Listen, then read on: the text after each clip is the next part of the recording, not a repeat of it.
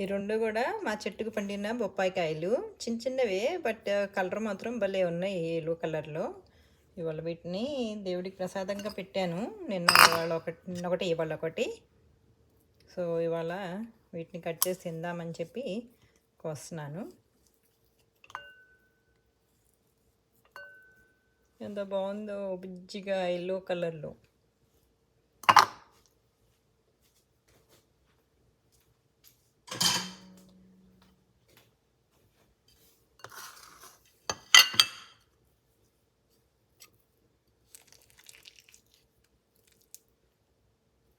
చాలా గింజలు ఉన్నాయి దీంట్లో.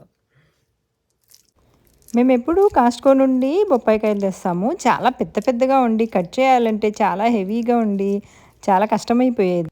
కానీ మన ఇంట్లో కాసిన కాయలు చిన్న చిన్నగా ఉండి భలే ఈజీగా భలే హ్యాపీగా ఉంది వీటిని కట్ చేయాలంటే. ఎట్లయినా మన ఇంట్లో కాసిన కాయలు కట్ చేసే ఆనందము బయట స్టోర్ బాట్వి రావు కదా. కటింగే కాదండి, టేస్ట్ కూడా హెల్ లాట్ ఆఫ్ డిఫరెన్స్ ఉంటుంది కదా. మీతో మాట్లాడుతూనే ఫస్ట్గా అయితే కంప్లీట్ చేసేసాను. చిక్కు తీయటము. ఇది రెండో కాయ. ఇది కూడా మెత్తగానే ఉంది.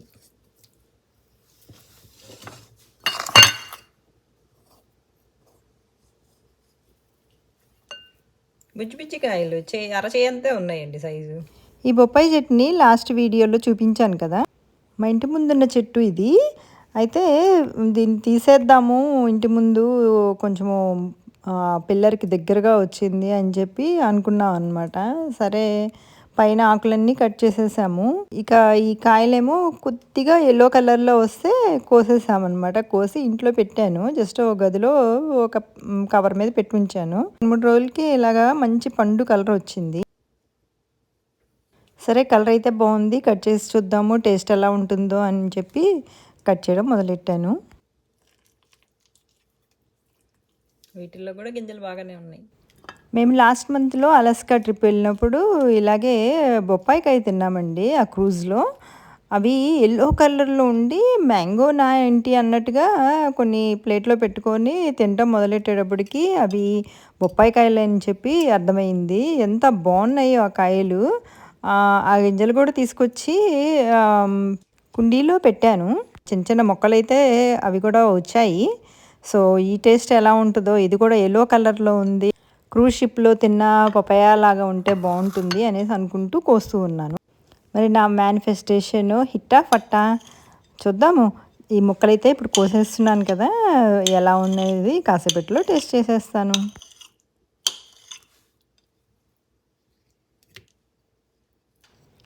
కట్ చేయడం అయితే అయిపోయిందండి. మరి ఇప్పుడు టేస్టింగ్ టైం. ప్రసాదం కదా, కళ్ళకద్దుకొని తింటున్నాను అనమాట. ఓ మై గాడ్, ఇది కూడా మ్యాంగో లాగే ఉందండి. అలస్కా క్రూజ్ షిప్లో తిన్న పపాయ లాగా.